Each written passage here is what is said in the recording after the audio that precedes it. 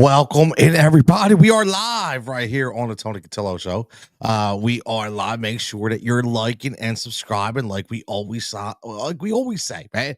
Get involved in the discussion. This is the Tony Cutillo Show live right now. The turning point: how the Philadelphia Eagles season took a dramatic turn. What was that dramatic turn? We're going to look back a little bit tonight. We're not just going to look forward. We're going to look back because I think that's extremely important. Now we have to look back and we have to look at, what happened throughout whether the offseason, the preseason, and then the regular season. But most importantly, what changed? Because I know a lot of people ask that. I myself asked that as well. What changed? Because something changed. I know it changed, in my opinion. I'm going to give my opinion on what changed and, how we got to this point on the precipice of winning a Super Bowl. Back to the big dance against Andy Reid, right?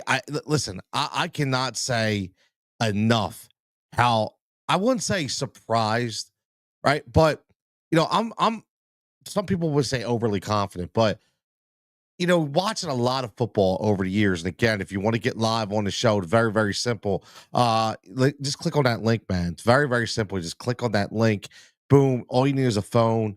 I'll put you in the backstage. Test your mic on your phone, and boom, you can get in just like you're on the radio, man. You don't have to have a face, you don't have to have a camera, none of that.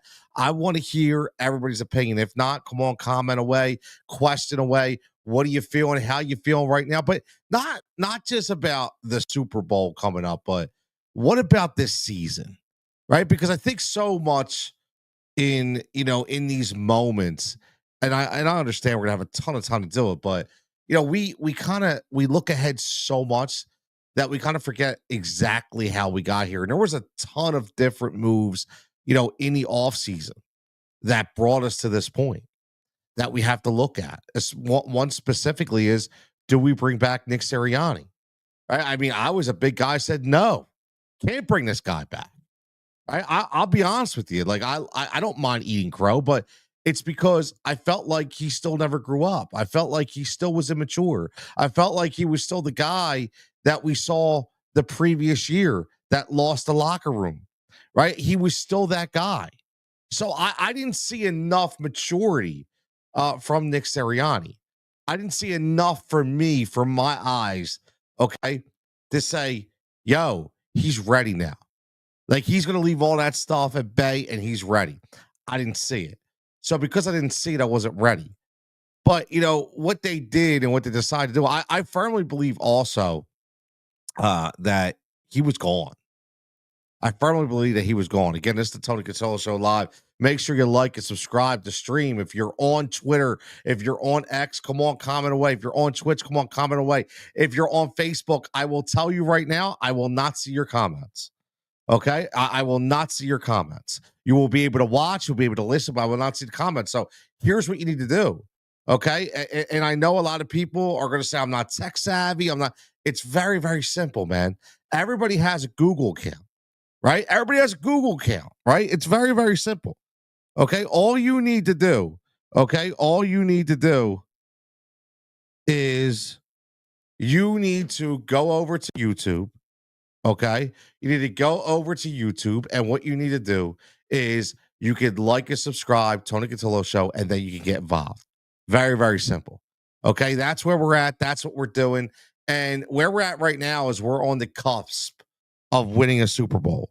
We are on the cusp of bringing that Lombardi trophy here. But I want to ask, let's start off with this, man. Like, I want to know how we got to this point, and I want to know what changed. And I'm going to be 100% honest. Okay. That in my opinion, what changed was the haircut and the mindset of Nick Sirianni. And why did it change? So, no, again, there's no secret that the Philadelphia Eagles are built by their brass. They're led by their brass. It's the way this organization runs. One time in the Howie Roseman, Jeffrey Lurie era did they do one slip up, right? And one time they went after that shiny new toy. And one time they went, you know what? We're going to go all in. We're going to go all in. We're going to get that hot commodity. We're going to, I know we may be a wild card, but you know what? I think that we want to be that team that says we're going to bring him in. Lo and behold, who is it? You know who it is. It was Yo Philly, right? This anonymous Yo Philly chant by none other than Chip Kelly. Okay, and Chip Kelly comes in here and he takes the NFL by storm, right? He takes the NFL by storm.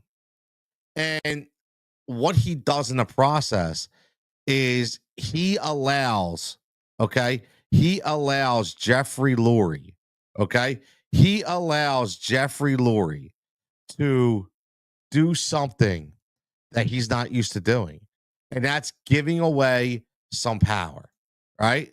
Yeah, that's giving away some power, and that's not what he likes to do, and it backfired. Okay, and it backfired. I mean, Al seconded it. Al wants to know.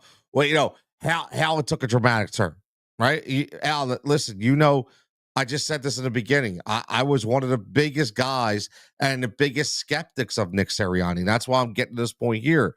When they brought in Chip Kelly, the first thing they saw glamour, right? The first thing they saw was a guy that, like The Rock, man, like he electrified the screen. This is what that guy did. And what what Chip Kelly decided to do was he came very, very power hungry. And he actually got Jeffrey Lurie to turn on Howie Roseman, right? I mean, the big joke, put baby in the corner.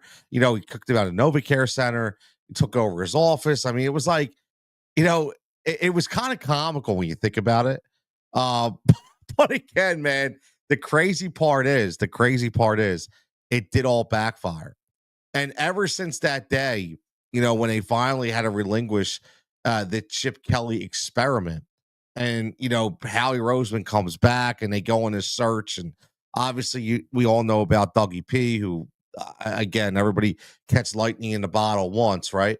Now it was, here comes Nick Sirianni. Here comes this Indianapolis cult bred coach who was supposedly a dynamic offensive play caller, but most importantly, a guy who was able to connect. Right? Yes, first press conference was a train wreck, right? Complete train wreck. We all remember it. Even Nick himself said it was a train wreck. I was on record at that moment saying, "How is this guy head coach? Right? How did this guy blow me away?" Right? Like I'm Jeffrey Lurie to Howie Roseman. I'm sitting there, and here comes Nick Sirianni. And I don't know what was said during that interview, but what I see is a guy who's stumbling over his words, can't put a sentence together. And I'm thinking, how the hell did this guy go into the front office and blow them away when they say, "Wow, this guy, we need this guy," right? So, and Nick himself even admitted that, yeah, he blew it, right? He blew that first press conference, and he was probably nervous. And, it's a big media market here in Philadelphia, and he was worried about, should I be myself, should I not be myself, right? But at the end of the day, looking back at all that, it was obviously all growth, right? It was all growth. But, one thing, and I want to show this clip real fast because, again, this is Nick to a T, right? And this is the, in the beginning, what we with Nick, right? This is what we fell in love with when it came to Nick Sirianni. And hold on, let me share my screen real fast. And I want to show you, it's again, 10-second clip. We all remember this. But this is when we fell in love. This is when we were like, you know what, man? This is a Philly guy, right? This is a Philly guy. And we not want to have happened. Sirianni's fired up. I don't blame him. He's all fired up, right? I can tell you that Nick Sirianni went out to the near hash mark almost, and right? still remember that. Do not want to have happen. Sirianni's fired up. I don't blame him. Let's take it down today. I can tell you that Nick Sirianni went out to the near hash mark almost, and it's still right. Do not want to have happen. Sirianni saw a guy that said, "Yo, take no prisoners. I'm here for my people." Right? I'm here for my people. And again, that was huge, right? That was huge. And again, right there is when we said this is a Philly guy. But what happened was it got a little too crazy, right? It got a little too crazy. Al says we're back in the Super Bowl. 75% of the fan base. Listen, and you know what, Al? Rightfully so. I was one of those 75%. And guess who? You know what, Al? You know who else wanted to fire Nick Sirianni? Jeffrey Lurie. You know who else wanted to fire Nick Sirianni? After, as soon as the buy hit, Howie Roseman. They were done. I need everybody to understand that. They were done. So everybody who thinks it was just the fans that wanted to fire Nick Sirianni, no, it was the owner too. Okay? If he didn't change. You best believe that, man. Okay? If you don't understand that they were ready, listen, all that noise that they got, when he started firing back at the fans, all that noise that they got, remember something. The Philadelphia Eagles management, ownership, does not like negativity. They don't. Jeffrey Lurie does not want to be painted in a negative spotlight. Never did, never will. Okay? So when that came into fruition, you know right off the bat they were not happy with it, right? And Adam asks, I still don't know how he kept his job. I'm going to tell you how, Adam. I am. I'm going to tell you how. Al says, I said, doesn't matter if you like him or not. He wins, and that's all that matters. But Al, here's the point. It wasn't even about that at that time, right? It wasn't even about that. It was about him handling himself properly. It was about him taking the role. Okay, this is what we need to understand. Taking the role, okay, of what they gave him in the offseason. I firmly believe Nick Sirianni was fired twice. Honestly, I think he was fired twice. I think he was fired when the season was over in the mind of Jeffrey Lurie and Howie Roseman until they met with him. And I think he was fired again in the 2-2 bye week until they talked to him. And it was basically like, look, dude, in the offseason, it was, this ain't working. Whatever you're doing, it ain't working. Okay? So what you're going to need to do, what we're going to do is we're going to go to search. We're going to bring a guy like a Vic Fangio, a guy like a Kellen Moore, a guy like a Clint Hurt, these great coaches.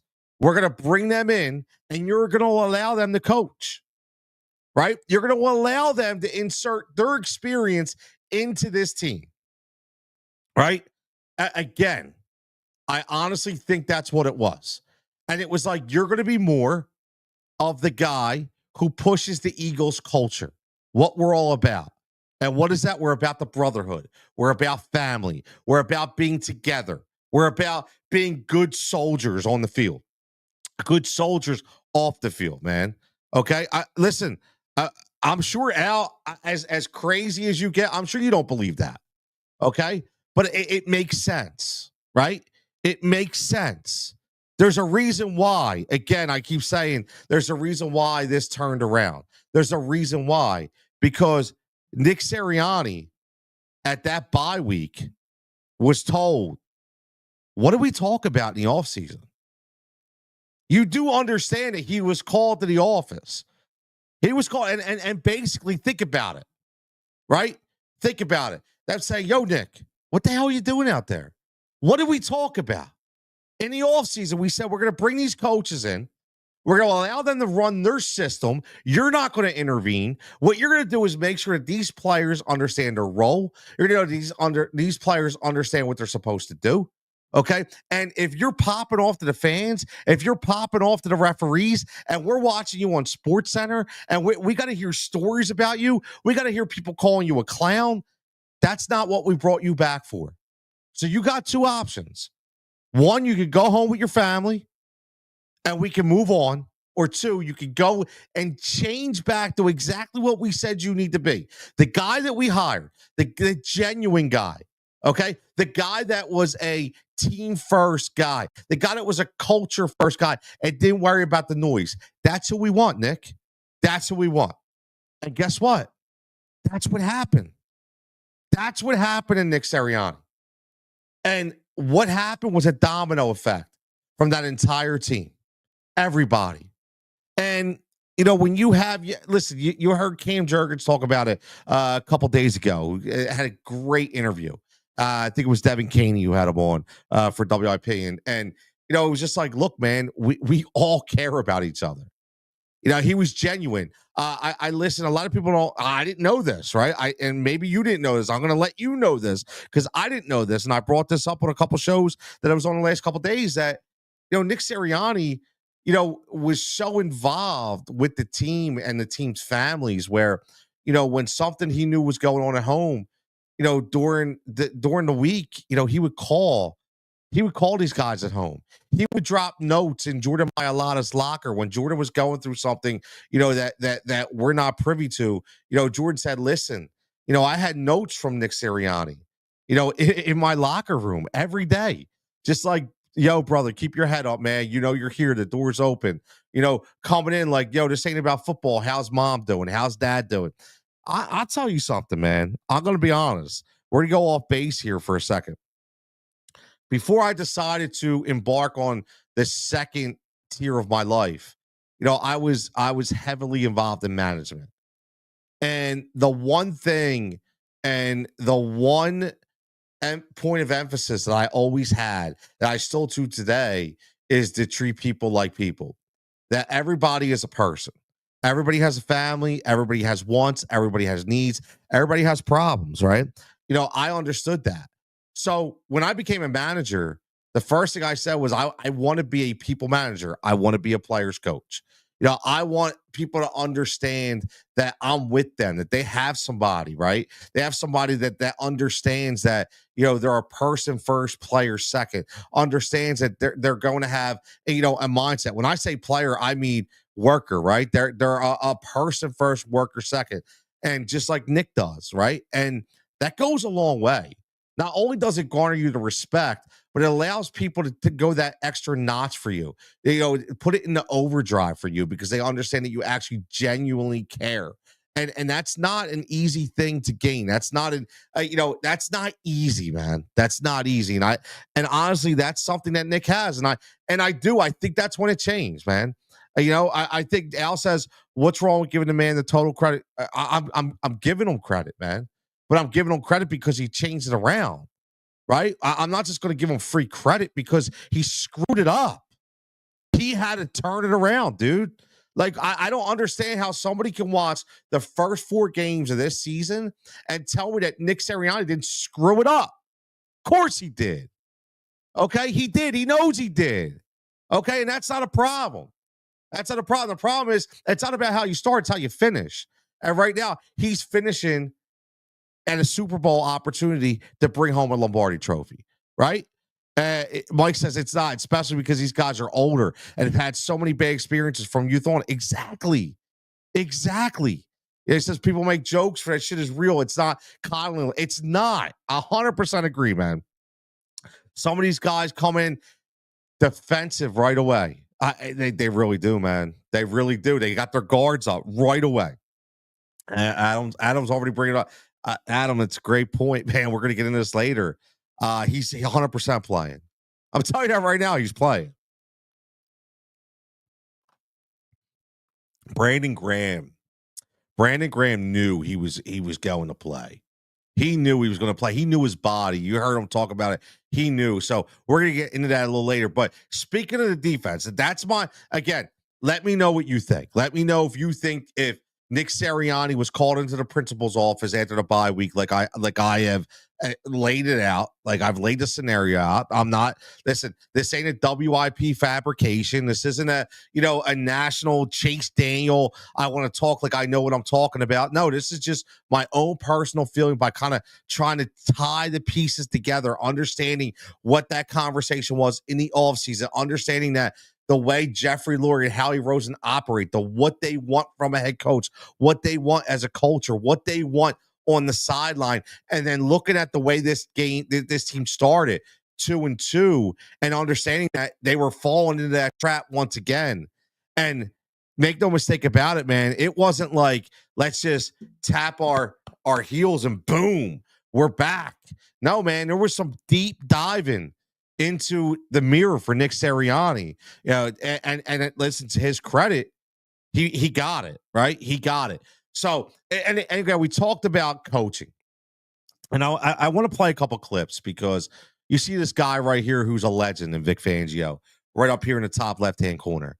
And one thing's for sure, you know, we are very, very partial to the old school style of defensive approach in this town. Jim Johnson, you know, God rest his soul, came in here and made a name for himself, and turned this defense around in Philadelphia by being that old soul, that old school kind of hit them in the face, personality. Which, if you look at this defense, it's what these guys love, man. It's what these guys love. But here's the thing: this is what Vic Fangio does, right? And I think it's comical because I think that, you know, I brought this up the other night. You look at the Miami Dolphins who were crying and whining, and I don't want to play for Vic. I don't like Vic. I don't like his system. They figured it out. Boo, boo, boo, boo. It's not much of prima donnas out there in Miami, which is why they don't even know playoffs. That's why they're eating popcorn right now. That's why they're sitting there, you know, have nothing to do except watch to see who wins between the Chiefs and the Eagles. There's a reason why they couldn't man up and understand the roles and responsibilities that they were learning from a Hall of Fame defensive coordinator. They didn't want to work. Simple. They didn't want to work. Vic wants you to work. They didn't want to work. Simple. They didn't want to work. It didn't work out. But I want to show you this because I think this is, you know, we have such a young nucleus on this team. And obviously, you know about the secondary, right? With Kason Mitchell and Cooper DeJean and Reed Blankenship, right? You talk about the Kobe Dean, the linebacker position. You talk about Jordan Davis, Nolan Smith, Jalen Carter, obviously. I want to play a couple of these clips. Now, these are from the offseason. And this is when they signed Vic Fangio.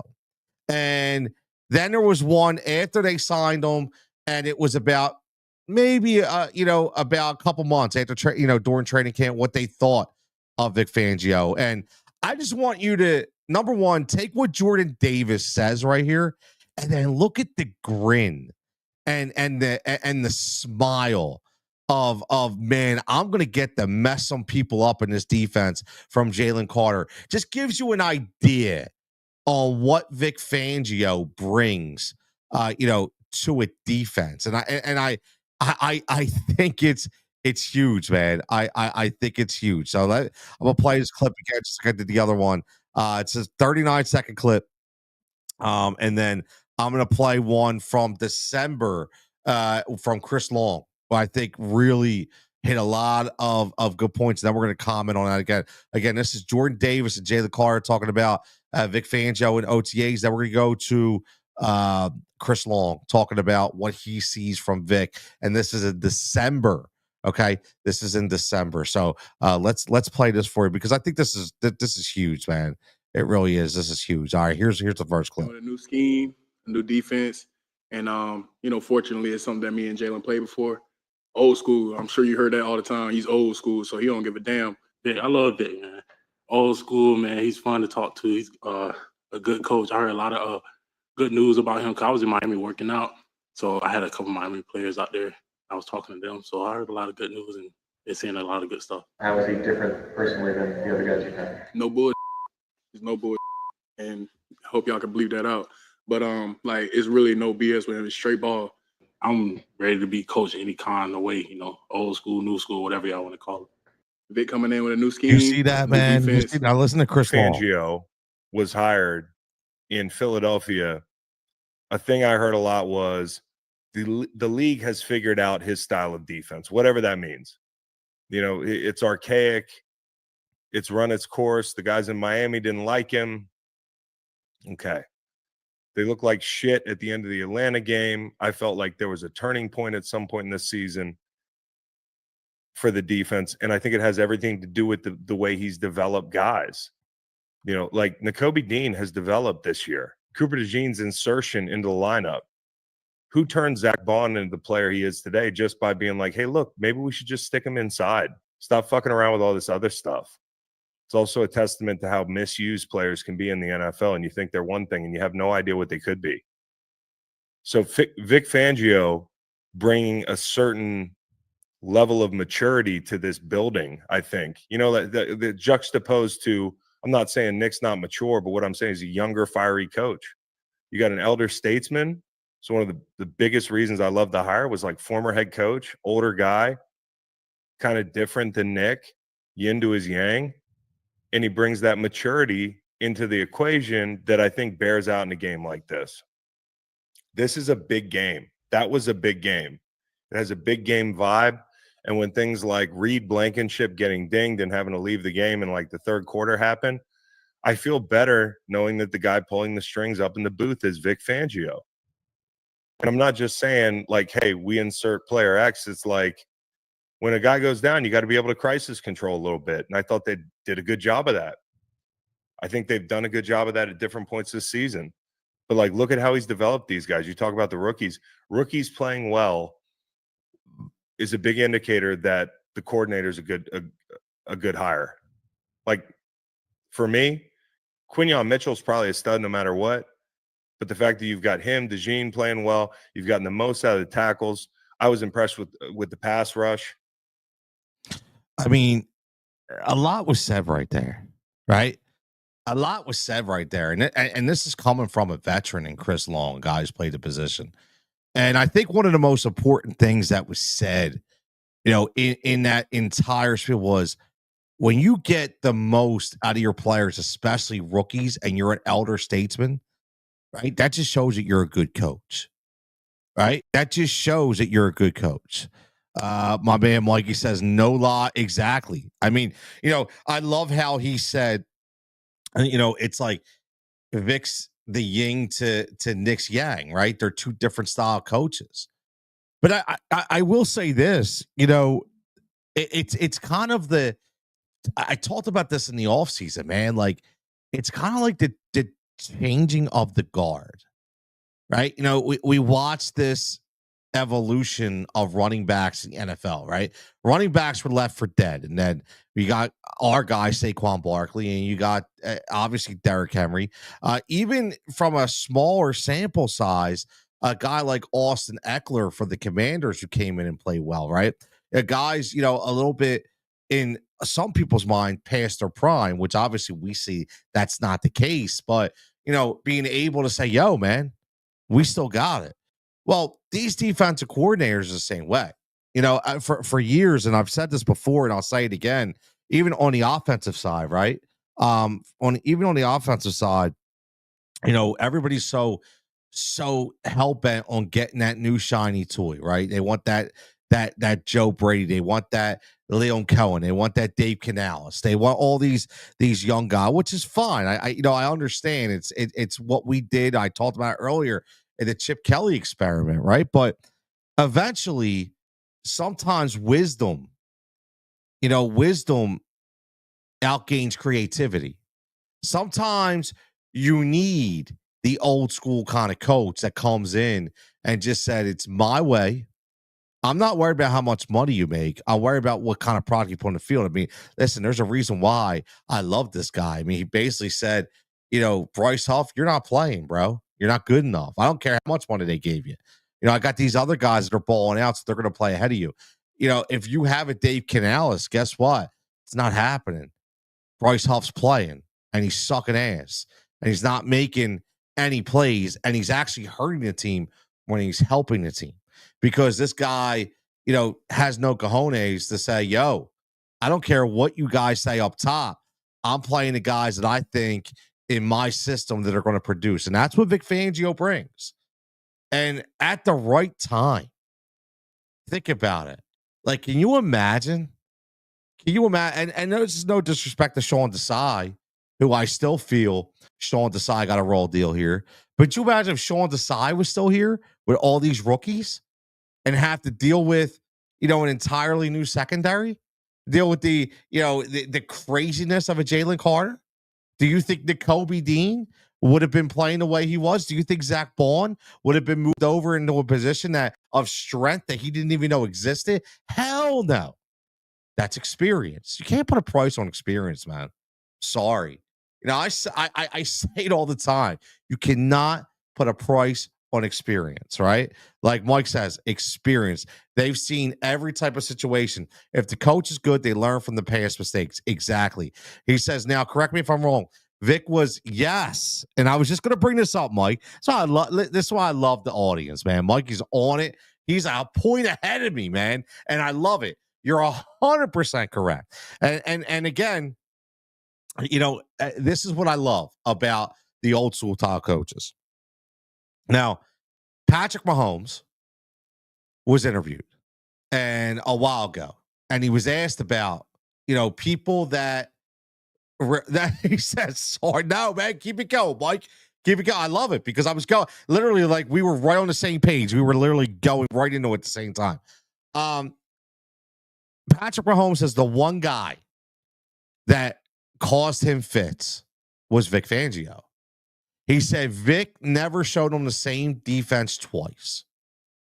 So what the Philadelphia Eagles did was they went out and they brought Vic in for 2 weeks when he went to the first Super Bowl under Nick Sirianni.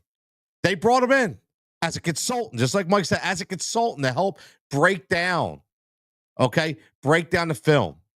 Understand, right? At that time, it was Jonathan Gannon. We all know what happened in that situation, but still help him break down the film. Patrick Mahomes didn't have a spectacular game, man. Let's remember that. You know, and the one thing about Vic is, you know, now we have him not only as the man, but back then he was a consultant with half the talent. Now he's the man with all the talent. He's got double, triple the talent than they had back then. So, you know, I think that is so huge. But what's also huge is let's get back to the elder statesman comment for a minute. You're going in and think about it. You have Andy Reid, who's, if not I think now that Pete Carroll's on, I think Big Red's probably like the second oldest head coach in the NFL. Steve Spagnuolo, Hall of Fame defensive coordinator, elder statesman, right? Vic Fangio, Hall of Fame defensive coordinator, elder statesman, right? So, experience. Listen, Kellen Moore, he's not 60, 70 years old, but he's got a 5 to 6 year experience of calling NFL style offenses, right? So when you think about it, eventually, right? Eventually, experience has to show that it is going to overpower, man.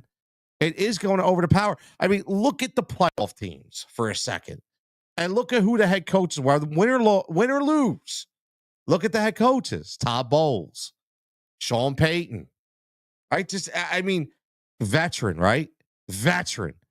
Sean McVay, still veteran, right? I mean, honestly, still veteran. So when you think about now, Kevin O'Connell, not a veteran, out. Dan Campbell, not a veteran, out, right? Think about it. Think about John Harbaugh, veteran. Sean McDermott, veteran. So when do NFL franchises finally say, you know what? I don't care about the shiny toy. Here we go. I want the experienced guy that's going to understand how to get the best out of these players. And that's what the Eagles did with Vic Fangio. And listen, I was a huge fan, continue to be a huge fan, man. I love the Fangio experiment. I really do. You know, the one thing about Vic that I love is, you know, he's just not afraid to take any kind of heat. There is no heat when you're Vic Fangio. And I think that's what's so important, you know, about this football team. You know, this football team dealt with a lot of adversity this year already, right? Especially in the beginning, right? Especially in the beginning, a lot of adversity, you know, and nobody really understood how good this team really was. And let's talk about number one for a minute, right? And, you know, listen, we could sit here and we could have a whole show about Saquon Barkley, about what he did to this offense. And we were going to talk about him in a minute, but I want to talk about Jalen Hurts for a minute. And, you know, I just want to talk about a guy who consistently, no matter what he does, is never, ever going to get the flowers that he deserves. And the best thing about Jalen is he just don't give a you know what. He don't care. He is the epitome of killing them with kindness. That's what Jalen Hurts is. And the best thing about Jalen is, I know with me personally, I know Mike, has done some coaching. And when I coached my kids, I was so tough on my kids, man, because I wanted to build them up mentally to understand that you don't need people to give you flowers. Just take it all in, man. Just take it all in. And obviously Jalen, his dad, being his mentor and his coach growing up, you could tell, man, he's trained him for this moment.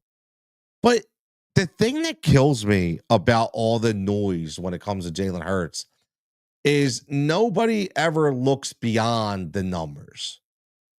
I've never seen a quarterback that was just consistently judged by numbers alone more than Jalen Hurts. If you think about it, every quarterback that I know of, and tell me if I'm wrong, if I'm off base here, please let me know. But every quarterback that's ever been hated on or judged in a negative manner, they've still been able to talk about the positives. Jalen Hurts, it's just all negative. And he's only critiqued on the negative. And I don't understand it. And I've come up with one conclusion.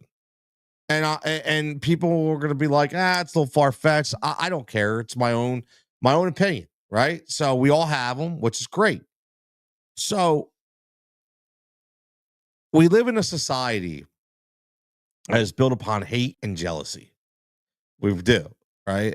You're kidding yourself if you don't think, prejudice, ignorance, jealousy, hate. I don't understand it. I'm 47, 46 years old, and I'll be honest with you, man. If I was a young buck, I'd really have to consider if I wanted to bring kids into this world because it's so crazy right now. I don't talk politics. I don't even care about that side of it. All I'm saying is just the normal personality of people in today's world is just it's demoralizing. And we're constantly trying to tear people down in society. If you're at a job and the guy ahead of you or the girl ahead of you is better than you, does a job better than you, instead of you trying to figure out why they're doing it better, instead of you trying to figure out how are they doing it better, how can I get to that point, they're trying to find a way, some point of negativity to where they can burn this person down. Let's tear him down. What can we show that he can't do? What can we show that she can't do? That's all we ever think about. And if you notice, everything about Jalen is all about what he can't do, never about what he can do. Everybody understands that. Well, I would say not a lot of people understand that this dude went to school in a prestigious college and transferred, obviously, but his ideology and his path of study was public relations and speaking. So when people are trying to tear him down because they don't like the way he speaks at a press conference, I think it's comical. He's the most educated dude in the room, bro. Like, what are you talking about? That just shows that you're a bonehead. That just shows that you're an idiot. That just shows right off the bat that you're trying to script at straws, whatever you can do to say how bad this guy is. And it is. I've never seen it before. The only word I can say is comical because everybody's doing it. And they just pile on. They pile on. And the thing about Jalen is, and I love how he says, not about wins. I'm not about money, or I'm not about stats. I just want to win. In the win and loss column, there are no stats. It's win or loss. That's all that matters, right? And everywhere that Jalen's been, he's been a winner.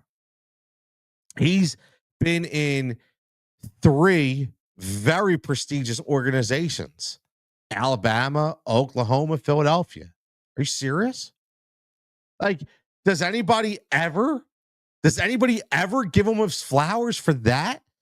Be able to play for Hall of Fame coaches in Hall of Fame systems, for Hall of Fame owners, in a media in a media world that could absolutely consume you like it did with Carson Wentz.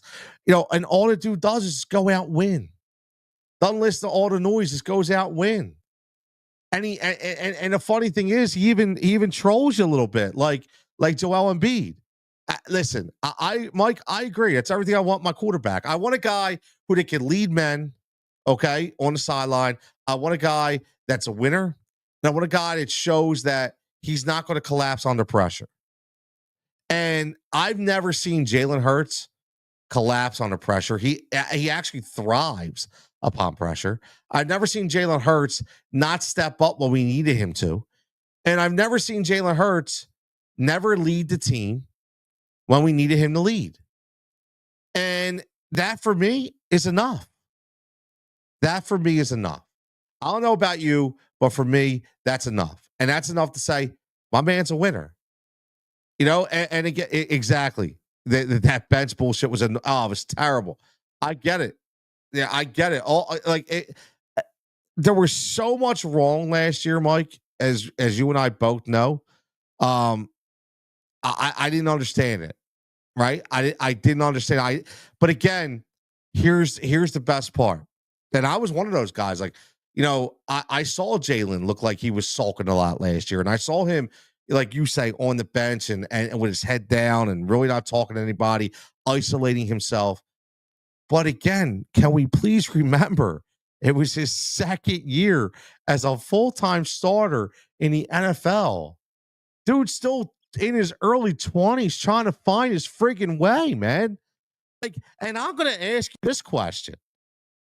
How many watched the Buffalo and the Kansas City game? Well, when Buffalo lost, Josh Allen sat by himself, sulked on the sideline, sat there with a parka on, and all the national media, the only thing they said was, well, poor Josh. They said, poor Josh, man. This guy, look at his eyes. Look how upset he is. Well, why did they say that about Jalen? No. Right away, Jalen's a bad teammate. Right away, Jalen's a bad guy. But when Josh Allen does it, when Patrick Mahomes, it's okay. It's what, see, you see the difference? You know why? I'm going to finish it up with this. And then we're going to talk a little Saquon and we're going to get out of here. But the national media loves to come to us because we moved their needle. It's very simple, right? It's very simple. I said this earlier today and on a little crosstalk that I did, and I'm going to say it again, man. There's no other fan base in the NFL who has former players and family members of current players that hang out in the tailgate with the average folk. Who does that? Who does that? Nobody. They're not doing that at Bills Mafia. They're not doing that at Chiefs Kingdom. They're not doing that at Ravens Flock. They're not doing that anywhere except here in Philadelphia. Except here in Philadelphia. Nick Foles down on Broad Street with the peeps here in Philadelphia. Jennifer Williams, Slay's gorgeous wife. Okay, God bless him, man. She is honestly, such a great person. She obviously she's gorgeous. She's smart. She's intelligent. Obviously, she's a good cook. She cooks that banana pudding that we all talk about, right? But just being able to sit there and be with the normal people. Mama Ringo, Kelly's mom, out there doing her thing, in the stands, in the tailgates, right? You got Jason Kelsey walking around like a normal person, right? How crazy is that? You got former players coming in, hanging out, right? There you go. Bo Allen pumping weights at the tailgate, right? I'm curious, but in the days of social media, don't tell me that if it was happening at other tailgates that we wouldn't know about it. We would, because it would be all over social media. You don't see it. You know why? Doesn't happen. And we are a needle mover. If you are in the radio business, if you have a TV show, if you need to sell a book, if you need to sell a shirt, all you need to do is say something bad about Philadelphia. and we come running. And we open you up to a traffic stream that you can only imagine. And I personally hate it because we feed into the monster, we feed into the trolls, and we eventually, like, who else is holding Chase Daniel's job? Philadelphia Eagles, the fan base, right? Think about it. Let's be honest. Who is Chase Daniel without blowing up our fan base? It's very, very simple, man. Philadelphia, best sports city in America. Philadelphia, best fan base in America. And there's a reason why everybody comes to us. There's a reason why, because we are the needle mover. Now, speaking of needle movers, let's end this on this. Saquon Barkley, the man, the myth, the legend, right? I said this earlier, and I'm going to continue to say this. You know, it was one of those things in the offseason where everybody talked about, could these rumors be true with Saquon Barkley? You know, could he possibly really come to Philadelphia? But we don't pay running backs.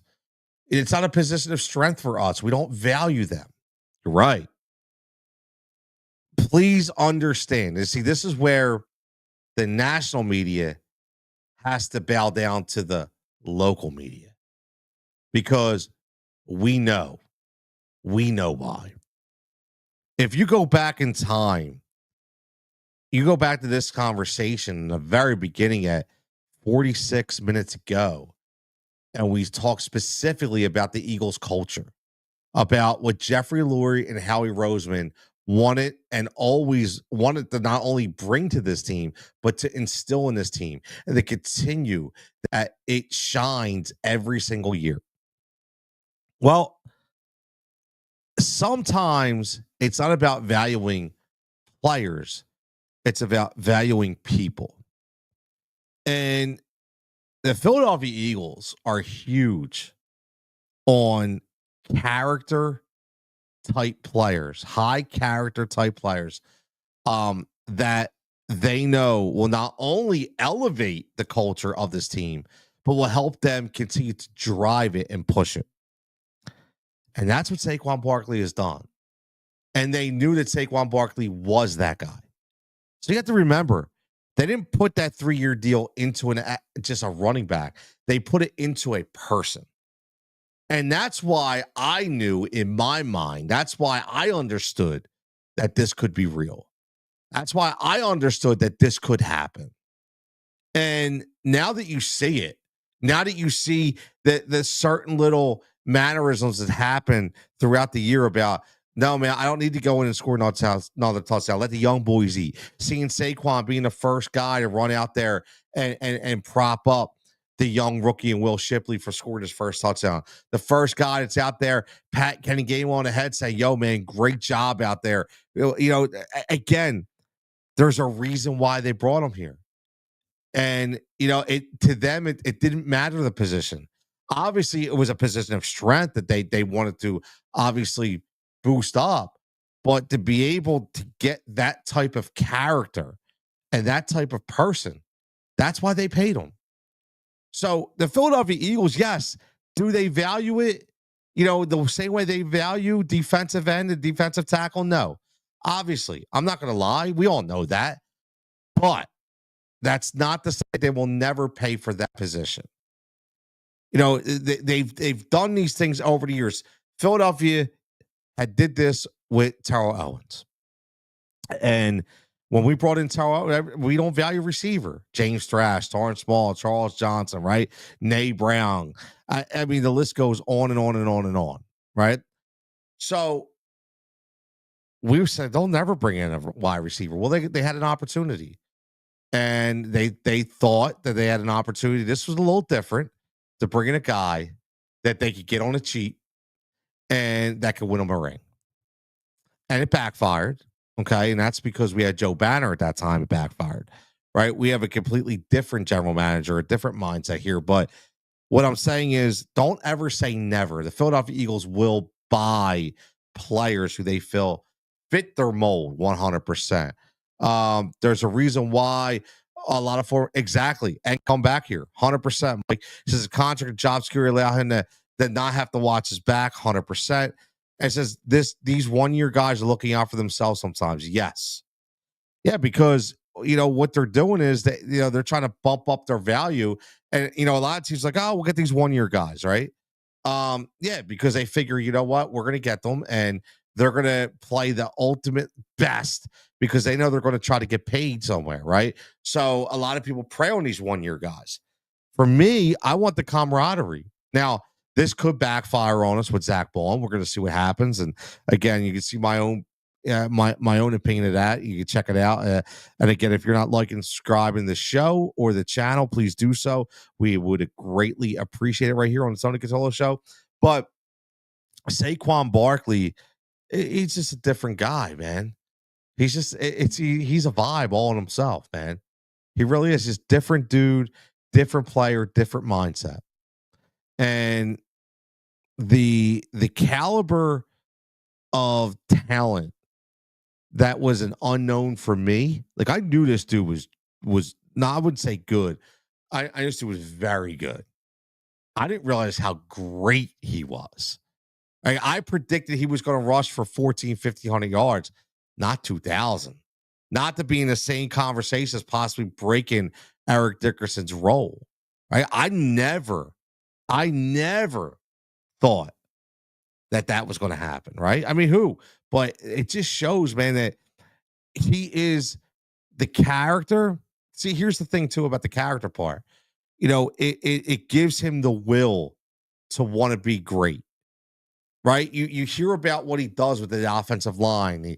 He's constantly texting them in group chats about what he sees and maybe different things he wants to change. He's always in the meetings and watching films to understand, what holes and what cuts and what tendencies behind his guys. I mean, it's second to none. And just think about the guys like a Kenny Gainwell, what he's learning from Saquon Barkley, Will Shipley, what he's learning from Saquon Barkley. Right. And you say learn, we brought it up earlier with Darius Slay, right? We brought it up, and Darius Slay was another guy who, they gave a little extra money to, but I think they knew because they knew what they were going to be drafting. They knew what kind of secondary they wanted, and they hoped that he could mentor these guys, which is exactly what he's doing. Brizo checking in says, go Birds, baby. Absolutely, man. Absolutely. He didn't learn his work ethic from Ricky Waters. No, sir. Shipley is like baby Saquon. I love his game. Now, again, he's strong. I gotta say, I won't say he's like a baby Saquon, but I do think that he can give you a change of pace kind of back because let's face it, as much as I love to keep Kenny G's going to get paid, right? We know that Kenny G's going to get paid. And, we're going to have to figure out who we're going to pay. And once we do that, dominoes are going to fall because obviously we can't pay everybody, right? We know that. Mike says Riddick was that way. They said he got the sacks, but never contained, never stunned it. Didn't care, man. What is it, Mike? They say go into business for yourself, and he went into business for himself in that Super Bowl. He's a me guy. He just like LaShawn McCoy's a me guy, right? Always was, always will be. Ricky Waters a me guy, right? Well, Hassan Reddick's a me guy. Where's Hassan Reddick right now? He went back to that demoralized fan that demoralized team out there with the New York Jets and did absolutely nothing. And hey, he could be good for a Super Bowl right here, but he decided he wanted to go. Simple as that. He decided he wanted to go. He'll only get better work. Oh yeah, 100%. 100%. That's a good point. Yeah, I mean, he'll be working with Saquon, and I'm sure Saquon will be one of those guys that, just like Jalen Hurts does, invites people to, his own camp, his own offseason workouts, and maybe they work out together. But listen, man, before we get out of here, this has been a tremendous year. And I think we all have to just kind of sit back and honestly, like, I'm not even looking ahead right now. I'll do that start Monday. Right now, I'm just in memory mode, man. Like, honestly, I'm just in memory mode. There's this awesome account that you got to follow if you can. Not mine. It's called Barkley's Burner, at Barkley's Burner on X. And it's a parody account, but they just posted every single touchdown run of Saquon Barkley this year. And it'll be the best 5 to 10 minutes that you spend tonight or tomorrow by watching that, man. Go get that dude a follow. He puts out some fantastic content. And this was great to watch it from Brazil to now, man. It was amazing. It really was. And again, that's that, watching that over and over again, it just shows you how special Saquon Barkley is, man. Just shows you how special Saquon Barkley is. But look, man, I'm going to get out of here. I try to keep these things under an hour. A lot of great fan interaction. I appreciate Brizo. Thanks for checking in. If you're new to the show, please go like and subscribe to the channel. Like and subscribe to the show right here. Tony Cutillo Show. As you see, there'll be different segments. I told you guys I like to build out segments. I have the Spiking the Pigskin, which is going to be football segments. I have the crossover court, which will be NBA segments. My man Joe checking in. What's up, my man? Checking in. Like a lot of different, the jigsaw pieces, which is the betting segment that you'll see right here on the Tony Cutillo Show live. A lot of good stuff. Got the interview series, man. WNBA. I love it, man. Like, we will be talking some WNBA. I got a lot of guests playing coming on. Hopefully next week, get back to the youth sports talk on Fighting for Overtime. I got season 2 coming up of the Blue Coats Beat. Just talked to my man Alex yesterday about the power of basketball discussions. Yes, MLB value plays from the betting perspective. You see the tails. You see bets powered by Odd Shopper, man.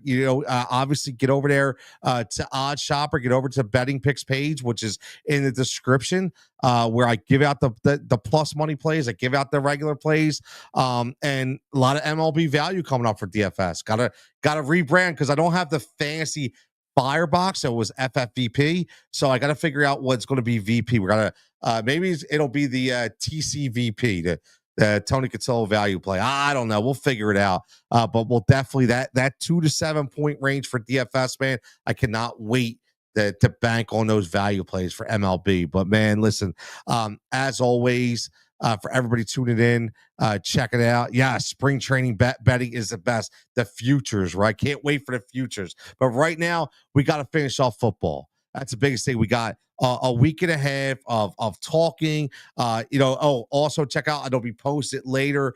I had my early bets from my Tuesday night VSiN spot. I had a lot of good Isaiah Pacheco bets, man.